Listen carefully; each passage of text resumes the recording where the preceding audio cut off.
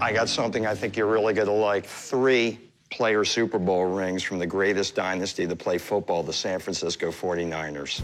Okay. And I also have the presentation boxes as well that come with the rings. All right. This is the one from 1994. This is the one from 1988. And this is from their first Super Bowl ring in 1981. This is really, really cool. Super Bowl 29. This is the one where they beat the Chargers? That is the one where they destroyed the Chargers. Yeah, I grew up being a Chargers fan. Definitely, I apologize for that. I'm here at the pawn shop today to sell 3 player Super Bowl rings from the San Francisco 49ers. I'm looking to get $37,500 for each Super Bowl ring, or $112,500 for all 3. If I end up selling the rings today, I'm probably going to take the money and put it right back in and buy some more 49ers memorabilia. These are pretty cool. The 49ers, they just dominated the 80s. I mean, in the course of 13 years, they won 5 Super Bowls. You got it, that's correct.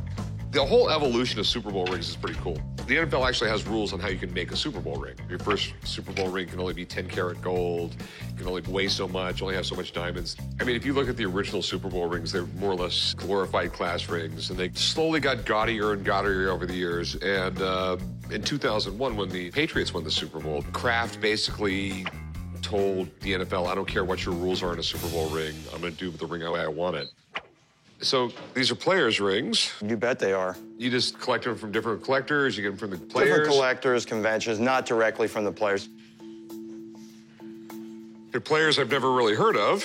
Really? Eric Wright, the starting cornerback for 4 Super Bowls, you've never heard of him? Okay, and Cook? Toy Cook had an interception in the game, and Jeff Fuller's pretty well known as well. These were starters.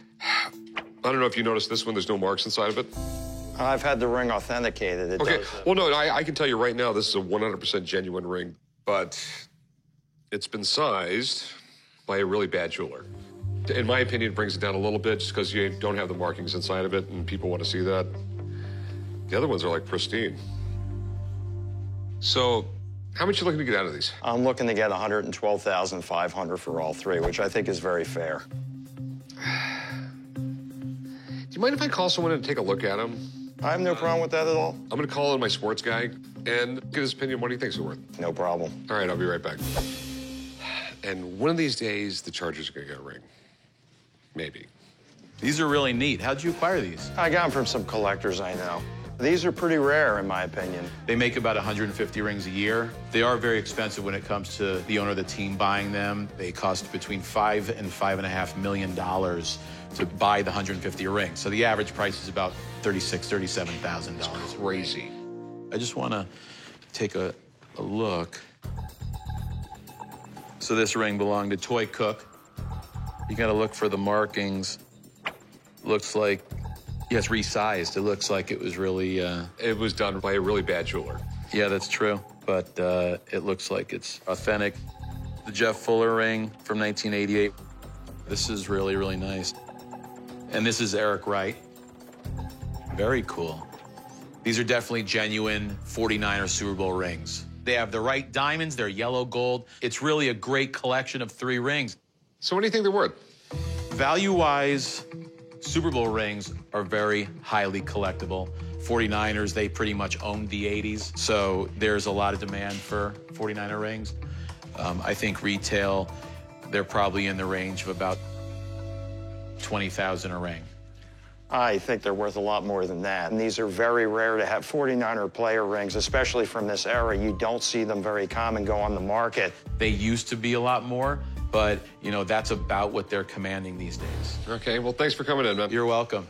I think these rings are a great buy for the shop if you can get them at the right price, because there's so much demand and there's a great presence when you have that type of eye candy in that store.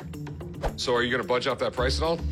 You know, I wish I had Montana and Rice here to argue for me, because that was a pretty low price. I'm still a little shell-shocked. I'll tell you what, I mean, my best offer would be $45,000 for all 3 of them.